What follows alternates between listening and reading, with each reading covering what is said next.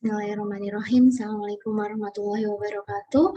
Pada pagi hari ini saya akan mencoba mempresentasikan tentang proposal penelitian dari tim kami, yaitu tim pertukaran mahasiswa merdeka dalam negeri dengan judul Culturally Responsive Education, analisis dampak pertukaran mahasiswa dalam negeri kampus merdeka dalam membentuk generasi era Society 5.0 yang telah dilaksanakan di Universitas Muhammadiyah Semarang tahun 2021.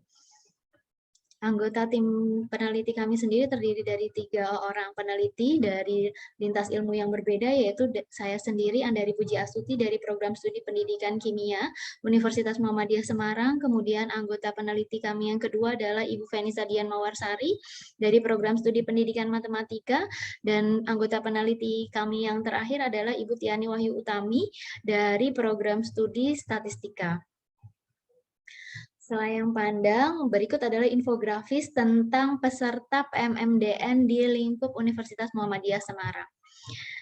Dari kegiatan pertukaran mahasiswa merdeka, Universitas Muhammadiyah Semarang menerima 38 mahasiswa dari 18 perguruan tinggi yang tersebar di 11 daerah dari Indonesia Tengah maupun Timur.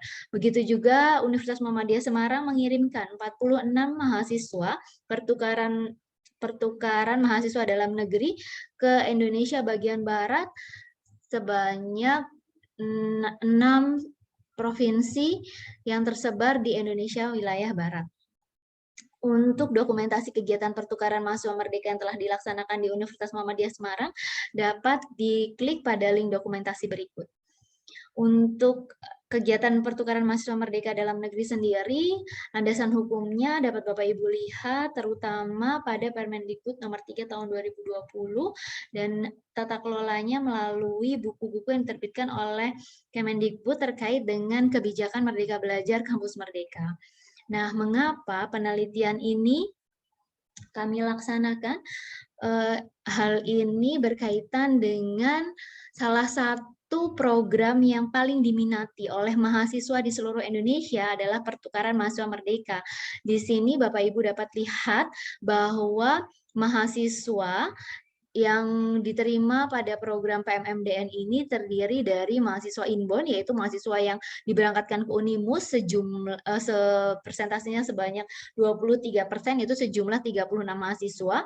Mahasiswa outbound-nya adalah mahasiswa yang kita kirim keluar juga sejumlah 48 mahasiswa, sehingga persentasenya sama. Kemudian mahasiswa mitra Spada, di mana kami membuka kelas daring di Spada Kemendikbud, yaitu sebanyak 93 peserta atau persentasenya 44%, dan juga di sini pimpinan yang terlibat pada kegiatan ini adalah seluruh program studi sejumlah 14 program studi yang ada di Universitas Muhammadiyah Semarang yang menerima maupun mengirimkan mahasiswanya pada kegiatan program pertukaran mahasiswa merdeka. Kemudian ini infografisnya terkait jumlah peserta yang kita kirimkan keluar, yaitu ke Indonesia wilayah Barat. Sedangkan ini adalah program studi yang menerima mahasiswa dari Indonesia Tengah dan Indonesia Timur sebanyak 10 program studi, menerima 36 mahasiswa dari Indonesia wilayah Tengah dan Indonesia wilayah Timur. Nah, mengapa di judul tadi pertukaran mahasiswa merdeka digunakan untuk menyiapkan masyarakat 5.0? Karena di masa depan mahasiswa ini merupakan agen atau generasi emas Indonesia yang harus bergelut dan juga adaptif terhadap pertumbuhan perkembangan global. Nah, di sini untuk menciptakan pendidikan yang berkualitas tinggi, maka kita perlu menggunakan e-learning system. Nah, e-learning system ini kadang menurunkan tingkat empati berdasarkan hasil penelitian social and empathy learning pada pembelajaran e-learning system menurun ketika kita tidak mempersiapkan anak-anak melalui pendidikan berbasis cultural responsive education. Bagaimana kita menciptakan masyarakat yang smart, yang menghargai keberagaman, yaitu melalui kegiatan culturally responsive teaching. Masyarakat era 5.0 berbeda dengan masyarakat era 4.0. Di era 5.0, di mana masyarakat dunia dipersiapkan untuk mempersiapkan di sini ya Bapak Ibu untuk mempersiapkan proses transformasi digital. Mereka bijak secara teknologi untuk menyelesaikan berbagai permasalahan dengan mempersiapkan tingkat empati terhadap keberagaman, creativity of diverse people.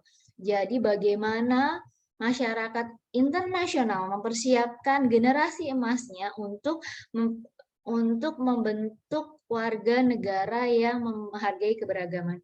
Nah, ini bisa dilaksanakan melalui 8 kompetensi culturally responsive teaching ya Bapak Ibu. Nah, ini bisa dilihat di sini ada 8 indikatornya yang akan kami gunakan untuk kegiatan survei. Nah, apa itu sebetulnya CRE atau Culturally Responsive Education? Di sini digunakan untuk menciptakan sustaining education, di mana dengan adanya generasi emas Indonesia yang sudah melakukan pembelajaran dengan CRE bisa mempersiapkan di sini supporting student to develop the knowledge, skill, and vision to transform the world toward liberation. Jadi untuk mempersiapkan masyarakat dunia, kita sedang mempersiapkan mahasiswa kita untuk menjadi bagian dari masyarakat dunia. Nah, salah satu caranya dengan menggunakan program pertukaran mahasiswa merdeka. Nah, program MBKM-PMM di UNIMA sendiri perlu kita analisis apakah sudah mempersiapkan generasi emas Indonesia ini untuk siap menjadi bagian dari Smart Society 5.0. Nah, ini alasan kenapa kami mengadakan penelitian analisis PMMDN. Yang pertama, untuk penelitian ini sendiri, siapa saja respondennya, bagaimana jadwal penelitian, RAB, dan luarannya. Di sini sumber daya manusianya, kami akan menggunakan 209 responden yang tersebar pada grafik ini, yaitu pimpinan, mahasiswa mitra sepada, mahasiswa outbound, dan mahasiswa inbound. Nah, program MBKM PMMDN Unimu sendiri ini melibatkan pimpinan di tingkat wakil rektor akademik, bagian kepala biro akademik, pengelola MBKM, yaitu koordinator MBKM PMMDN, PDPT, Prodi, dan juga mitra. Konversi SKS-nya, mengapa? Supaya kita tahu apakah SKS pertukaran mahasiswa merdeka ini sudah sesuai untuk mempersiapkan mahasiswa kita menjadi bagian dari Smart Society 5.0 berdasarkan pendekatan Culturally Responsive Education. Nah, di sini melibatkan prodi, operator PD Dikti, wakil rektor akademik, dan bagian kepala biro akademik. Di sini waktu kegiatannya Bapak Ibu dapat dilihat bahwa karena kita hanya melakukan pendekatan survei, kami melaksanakan di minggu pertama, jadi sudah ada kuesionernya. Kemudian di minggu kedua kami akan melihat kesiapan mahasiswa peserta PMMDN dan juga seluruh sivitas akademika yang ada di Unimus, yaitu dosen, teknik, dan juga pimpinan, terkait kesiapan Smart Society sebagai dampak dari kegiatan PMMDN 2021 melalui deep interview. Kami akan memilih 10 orang. Begitu juga dengan pembelajaran yang terkait dengan culturally responsive education. Kami juga akan melakukan deep interview dengan triangulasi, yaitu dari mahasiswa, pimpinan, dan juga teknik. Nah, kemudian karena kami juga ingin melihat dampak kegiatan PMMDN sebelum dan sesudah kegiatan, maka di sana ada proses pembuatan video penelitian di minggu kedua dan ketiga. Jadi, insya Allah untuk dokumentasi kami sudah punya, sehingga untuk pembuatan video penelitian diharapkan akan lebih cepat diselesaikan, dan kami memiliki dokumen untuk pengajuan hak cipta terkait pelaksanaan dampak PMMDN di Universitas Muhammadiyah Semarang.